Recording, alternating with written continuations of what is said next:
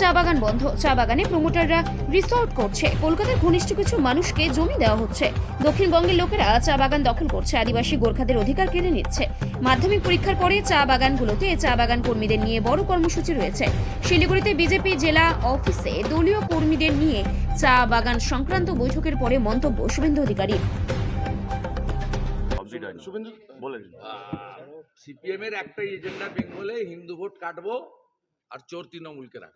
शुभेंदु दा, तृणमूल कांग्रेस के जो बहुत सारे लीडर्स है वो जो आरजीकर का जो विक्टिम है उसको मतलब एक के बाद एक गंदा आदमी है, वो लोग पाप कर रहा है।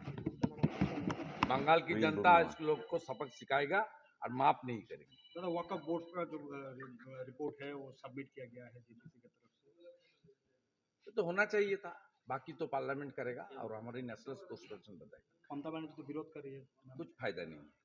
अलीपुरद्वार ये ऑर्डिनरी बिल है, मेजोरिटी हम लोग का पास है, एनडीए बीजेपी का पास मेजोरिटी है, ये पारित हो जाएगा। उत्तरबंगेই তো বিজেপির শক্তি সবচেয়ে বেশি। আলিপুরদুয়ার নিয়ে তাদের রুদ্ধদ্বার বৈঠক করলেন। আলিপুরদুয়ার নিয়ে আমরা করি, আমরা টি গার্ডেনে আমাদের বঞ্চনার বিরুদ্ধে আমরা শক্তিশালী করছি। আমাদের টি গার্ডেনে অধিকাংশ চা বাগান বন্ধ, চা বাগানের জমি প্রমোটারদের হাতে রিসোর্ট করার জন্য কলকাতার ঘনিষ্ঠ লোকদের দিচ্ছে। কলকাতার লোকেরা, দক্ষিণ কলকাতার লোকরা চা বাগান দখল করছে, আদিবাসী গোর্খা রাজবংশী তাদের অধিকার কেড়ে নিচ্ছে। আমরা চা বাগানে আমাদের মূলবাসীদের জন্য লড়াই করব এবং এখান থেকে 10,000-এর বেশি চা শ্রমিক আসামে গেছে চা বাগানে কাজ করতে মমতা ব্যানার্জির জন্য।